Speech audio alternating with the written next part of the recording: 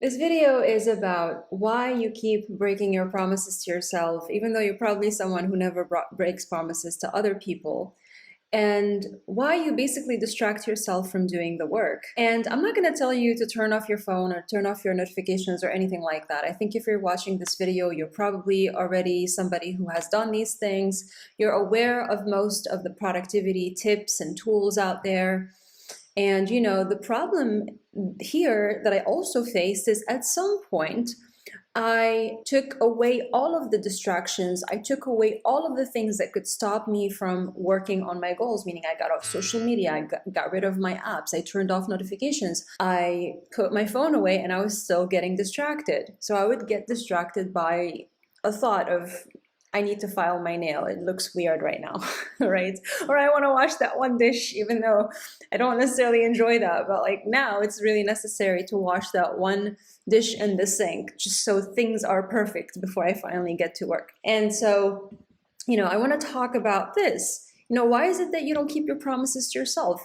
And how to solve it, because a lot of us, and I'm sure you know how to make plans for yourself. So you plan the next day, you have a whole list, a to-do list, but then the next day comes and you end up doing whatever you feel like doing anyway, right? So what's going on here? So in this video, I'm going to talk about what distraction really is, okay? I want to talk about what's the real cause, because it's not about your phone and your social media and all of these things. And then finally, I want to give you the 5 steps that I've used that have helped me to go from somebody who was honestly struggling to convince myself to do a lot of simple, small tasks to somebody who now, when I say I'm going to do something, my word to myself is law. Okay, so we'll get right into it. If you're catching me for the first time, my name is Aliana. I am founder at Brands Are Alive, where we help conscious creators like you bring your full self to your brand, business, and everything you create. So if this is the first time that you're watching me, please make sure to subscribe so you don't lose me. I do release a video like this every week. So different topics about branding, marketing with your full self-expression and a little bit of spirituality and other stuff. Okay. Anyway, so first of all, let's talk about what distraction really is. So what distraction really is, if you've read the book Indistractable by Nir Eyal, he talked about the concept of traction and distraction, okay? So you have actions that are helping you move closer to your goals, and then actions that are taking you away from your goals. And both traction and distraction, both of them are rooted in action. And so most high achievers are not distracted because they're scrolling on Instagram, even though that happens sometimes. Most people are busy by, running their own business, in their own business. Like they're busy doing actual work that looks like work, smells like work, sounds like work, but isn't the work that you need to be working on. And what this looks like basically is, I'll give you an example. Let's say your goal is right now you're trying to establish a new channel, let's say LinkedIn, and you say, I'm going to use LinkedIn as a means to build an audience and to get clients. That's your actual goal, right? So you go into LinkedIn and you decide, okay, who do I need to talk to? And you go to that one LinkedIn influencer who has 1 million followers and you ask them, how did you do it? How did you get 1 million followers? And they share how they got 1 million followers, and they're telling you the truth, and they've done a great job at explaining how to do this. And they tell you should post every day, and you should add 5 to 10 people a day, and you should do this and that. And so you start mechanically doing these things, and you start to get followers, and you start to get connections. But the truth is that is a distraction. Why? Because your goal wasn't to get followers. Your goal was to get an audience and clients. And an audience is not followers. And you've made an assumption that followers equal clients, followers equal audience. But honestly, how many of these people that you've added or who are following you are consuming your content, buying from you, or even people that you enjoy a conversation with? You know what I mean? So you're following this whole strategy, you're doing all of this work, you're making what looks like progress, but you're not really making progress. So that is a distraction. And it's sad because it's like you end up at a point where you lose track of why you were there anyway, and you become addicted to the channel. You start getting addicted to the metrics. You start adopting the mindset and the goals and the purpose of this person, this guru that you've hired. And so you start caring about having 1 million followers or 10,000 or whatever as a means to become a, somebody with an audience. Again, not understanding that an audience is not followers. An audience, it's defined by the depth of the relationships that you have with people. Clients are people who believe in you enough and trust you enough to buy from you, and you've served them well and they keep coming back again and again. If your goal is to make money and to have an audience, that's a very different thing from somebody who's wanting to become famous. So anyway, so you start distracting yourself, and then you end up actually getting addicted to the social media platform LinkedIn, and you start using it as if you're using Instagram for gratification, to feel better about yourself, to get claps, to get all of that stuff, thinking that I'm doing it for my business, but you're kidding yourself, because it's not actually helping your business. And so if it's not getting you the results that you want, you have to take a step back and say, what's going on here? And by the way, everything that I'm going to tell you, it's stuff that I've gone through, and not just LinkedIn. I've gone through it in many different ways, but I'm going to keep it as general as possible to be able to help people. So I'm not talking about theoretical stuff. This is tested and true. I'm telling you, there was a time I did not have any social media for years. I had a white room around me staring at a wall, and I still got distracted and couldn't make myself do the work. So if I can get myself to do the work, then you please just give this a try, okay? It's not the shortcut, but this is the stuff that's going to really help you get to the bottom of distraction, get to the bottom of why you're spinning your wheels and not getting where you want to get, and solve it once and for all, okay? So the first thing to note or be aware of is be aware of busy work and know what your traction and distraction items are. Understand, what is my goal? What is my actual goal? What assumptions am I making about this goal? And sort out what your traction and distraction items are. And anything that's not helping you achieve your goal, or one of your goals, including being fulfilled and happy and peaceful and having a good time, or whatever it is, if it's not helping you support those things, it's a distraction. All right, let's talk about the second point that I didn't understand before, which is the root of the problem here. The reason why you are distracted is not because distraction is the problem. What's going on actually is that distraction is a symptom of a problem. Okay, I thought the problem is I am distracted, but it's actually a symptom of something that's happening internally. So it's not the fault of the phone or the social media or the notifications or the algorithm or anything or advertisers. It's nobody's fault. I'm not here to fault anybody or make it a moral conversation. What I'm saying is distraction is a symptom that there is discomfort internally. And I am, instead of addressing it and dealing with it, I'm using my phone or something else to distract myself. Okay? So I'm offloading this responsibility. I'm taking away my power, and I'm saying I am distracted because the algorithm is just so powerful and strong. I'm telling you, that's not true. If you have the intention, right, before going on social media, you're like, I know why I'm here. I know what I'm looking for, and you have developed awareness. You go in, type what you need, get the information you need, and get the heck out of there before you get sucked into the spiral. So it's not this powerful monster that you can deal with. This is why I'm telling you we need to be able to tame our minds, because technology is going to keep evolving. Phones, social media, and all this stuff is not the end of it. There's going to be more stuff. And we don't know what kind of crap is going to be designed in the future to hack, our consciousness or our intelligence. That's not necessarily the intention, but you know what I mean, right? Like, we don't know what kind of stuff is going to be created in the future, that if we're not equipped, if we don't know how to tame our minds, how to manage ourselves internally, we are going to go down a spiral. So understand that distraction is a symptom of an internal discomfort. What it really is, it's fear of pain, or, you are uncomfortable with an emotion, whether it's anxiety, boredom, whatever it is. Sometimes you're aware of it, sometimes you're not. But you can start developing the awareness that when you have this urge to grab your phone, ask yourself what's going on, right? Like when you're like, I just want to check like if I have an email, or I just want to check if I have a notification. Develop curiosity to understand that feeling that happened right before that moment. And I'm willing to bet that there's always an uncomfortable feeling or a sense or some emotion going on there, right? Nobody's ever fully present in a beautiful moment and they're like, you know what, let me just check out of this and I wonder what's going on Instagram or on LinkedIn or whatever, right? Or I want to wash the dishes right now.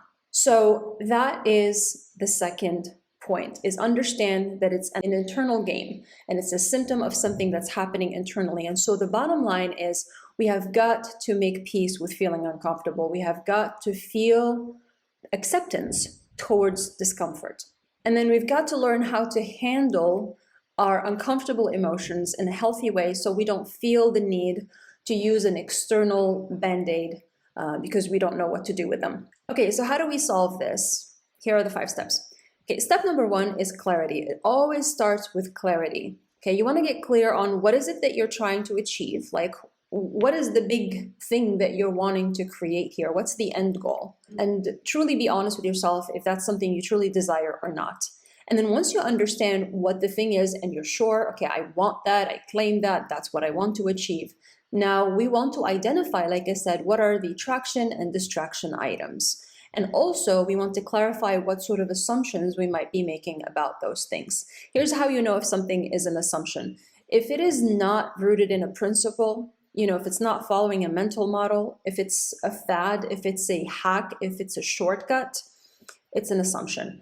The only reason it works is because that person who taught it to you was at the right place at the right time. And yes, they did the right things, but they were at the right place at the right time. You coming in with different variables today, you're going to get a completely different result. So I can dive deeper into that, but I think that would take us down a much longer video. So let's stick to the topic. The second thing we want to remember is that awareness is a lot more powerful than intention. You can have the best intentions in the world. You can say, my intention is to be focused and disciplined today and motivated. I'm going to get all my work done. But without that awareness, not only day to day, but minute by minute, hour by hour, second by second throughout the day, without that awareness, you're going to be on autopilot all the time. And just being aware of the causes of the distraction, even just being aware of the emotion and the distraction takes away so much of its power. So you want to develop the awareness of the feeling. Like I said, next time you get the urge to do something that's a distraction, meaning an action that's moving you away from your goal, take a second to be curious about the emotion that's popping up right before. I'm talking about that split-second emotion. What is it? And now if you want to be a wizard, what I really recommend, and actually I think you should do this. This sounds like a lot of work, but it's your life. It's your one life. You don't need to be an expert in all people. You just need to be an expert about yourself, okay?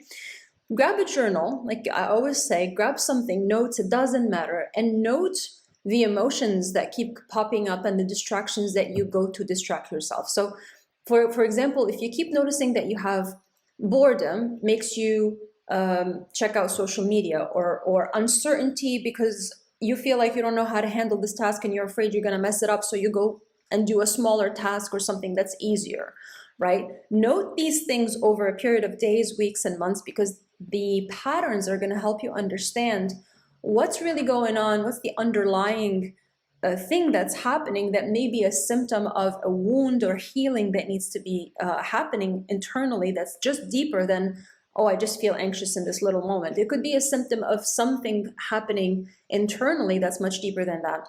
But also, this can help you understand what's the best way to optimize your environment. So if you notice, for example, that you tend to get tired and have low energy every 2 hours, and as a result, when that happens, you tend to, do something entertaining, but that's not helping you move towards your goal. Then you can be more proactive and say, okay, every 2 hours, I'm actually going to schedule a good, healthy kind of break and do something that regenerates my energy, instead of being like, pushing yourself all day and you get so tired and you only realize when you're like, oh my God, I'm crashing. And by that point, you just park yourself in front of Netflix and you inhale an entire tub of ice cream. And you're like, I'm just too tired. I can't keep doing this anymore. You can get proactive and schedule these smaller breaks so that you don't push yourself to that point. The third thing is we have to accept discomfort. Okay, we have to accept it and welcome it even. And It's really all about being okay with not feeling okay. Stop being afraid of your feelings. I know it's easier said than done, but like if you just face them for a second, you'll realize that they just want to be seen, right? And heard and felt. And you just let it run through your body for a few seconds or a couple of minutes and it's gone. But anyway, I'm going to give you a couple of tips that you can use here. The first tip is when you notice the distraction and you're like, oh, I'm feeling uncomfortable and I want to go do the thing that's going to relieve the discomfort instead of keep working on what I need to focus on right now. Use the 10-minute rule. The 10-minute rule is it's like, okay, I have an urge to go check out social media right now. Sure, I'm gonna do it after 10 minutes. And I'm just gonna keep working on my thing for 10 minutes. And if I'm still thinking about checking out in 10 minutes, then I'll do it. And by that time happens, it's most likely it's gone. The other tip is you want to use a notepad, and this is a great tool that I found. Like I have lots of ideas that sometimes it just pops up in my head that I want to look up something, or I get curious about something, or I find something and I don't want to sign on to YouTube so that the algorithm doesn't keep creating an echo chamber, but then I can't save the video anywhere. I don't have a save, like for later or watch later. So what I do is I just drop it in a note. I drop random things in that note. It has all the things that I want to Google, all the random ideas, all the videos that I was like, I need to watch this. In the moment, it felt like I must watch this. And then I look at it like 2 hours later or 3 days later, I'm like, I can't remember why I was even interested in that topic. I mean, I can remember, but it's like, it's not as appealing anymore. And it just shows you how the urge is so strong in the moment, but then then it's not so great. The fourth thing I want to encourage you to be aware of is be aware of labeling. Don't call yourself things like, I don't have discipline. I can't focus. It's so hard for me. I don't have energy. You start to adopt this as an identity, and it starts to become a self-fulfilled prophecy, and it doesn't help. And instead of beating yourself up or calling yourself names, what you can do is just take a break and go do something nice for yourself. And most of the time, if you just take a 10-minute walk or drink a glass of water or get a good night of sleep, you're going to be okay to get back to work. But also don't use your tiredness or whatever as a way to let yourself off the hook. Like I said, you want to balance being kind to yourself, but also pushing yourself a little bit, right? So you go and you take your break, but you don't say, okay, I am just a little tired or whatever, so I'm just going to check out for the rest of the day. And my day is messed up anyway. It's fucked anyway. Like that's it. I'll take a look at it tomorrow. I used to do this all the time. Okay, something happens and that's it. My day is over. I can't focus anymore right now. And then last but not least, and this is so important, is you have to practice compassion. You have to practice patience, because this doesn't happen overnight. It's not as simple as just put away your phone or whatever. Like, you have to be a good parent to yourself. You have to tell yourself when you mess up, when and it's gonna happen, okay? This is not gonna work like perfectly from the get-go. You have to say, it's okay, I'm figuring it out. It's okay, I'm learning. It's okay, I'm getting better. Instead of concluding that I'm never going to change and see, it just doesn't work. I can't do this. I don't have the discipline to even do this. And so to recap, distraction is about taking actions, no matter what they are, that take you away from your goals. And sometimes these look and feel and sound like work, but they're not the work that you need to be doing. And all distraction is actually a symptom, and it's a symptom of something that's rooted internally. It's discomfort or fear of discomfort and avoidance of discomfort. And what you want to do is first develop the clarity about the goal and what really constitutes traction versus distraction for you. You want to understand that awareness is actually a lot more powerful than intent. So make sure to develop your awareness on a day-to-day, hour-by-hour, minute-by-minute basis. You want to understand and accept and welcome discomfort and use the 10-minute rule and the notepad tip that I mentioned. You want to beware of labeling. That's very important. And you want to develop self-compassion and patience, and understand that this is a lifetime process, and be encouraging to yourself, because really, if you spoke to anybody the way you speak to yourself, they would not be motivated to make any changes, right? So you've got to, when I say you've got to be nice to yourself and kind to yourself, like literally, how would you say this to a 4 or 5-year-old? Because you're truly dealing with the inner child. You're likely dealing with wounds that have happened before you turned 7 years old, when your consciousness was still absorbing at that level, and you have to say it. You have to speak to yourself when you mess up, when you feel sad, when you feel angry, when you feel these like kind of strong emotions. You've got to speak to the 4-year-old or the 5-year-old. Don't use rational thinking to solve it. Just be a good parent to yourself. I trust that you can do it. All right, that was it for today. Again, my name is Aliana. I'm founder at Brands Are Alive, where we help mindful creators like you bring your full self-expression to your brand, your business, and everything you create, so you can build a brand of full self-expression and a business that makes you feel alive. And if you found this video helpful, and if this is something that you've been struggling with, there's a link in the description. Reach out to me. We can schedule a call and talk more about it and about how we can help you at Brands Are Alive. Thanks for watching, and I'll talk to you soon. Bye.